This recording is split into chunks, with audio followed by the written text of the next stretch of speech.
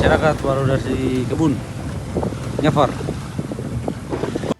Satuan Polairut Polres Kepulauan Tanimbar berhasil menemukan perahu, longboat, yang hanyut akibat mati mesin di perairan Desa Adaut, Kecamatan Selaru, Kabupaten Kepulauan Tanimbar, Senin 16/12/24. Dalam sebuah aksi penyelamatan yang menegangkan, mereka berhasil mengevakuasi 4 warga yang terombang-ambing di tengah laut. Keempat warga tersebut terdiri dari 2 orang dewasa dan 2 anak-anak. Sebelumnya, mereka dalam perjalanan menuju kebun di pulau seberang.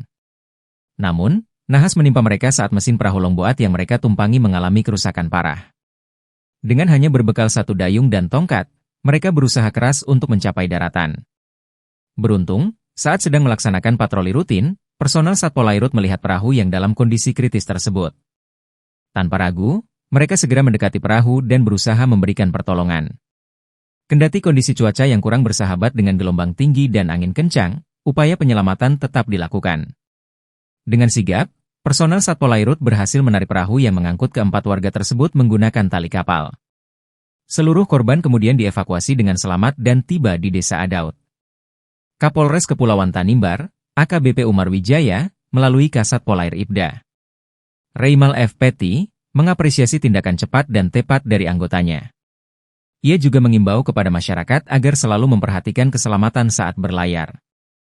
Kasus ini menjadi pengingat bagi masyarakat akan pentingnya kewaspadaan dan kesiapan dalam menghadapi segala kemungkinan saat berada di laut. Keberhasilan Satpol Airut dalam menyelamatkan keempat warga ini patut diapresiasi sebagai bentuk dedikasi dan profesionalisme dalam menjalankan tugas. Tahan dulu, belok dulu, tahan. Belok dulu.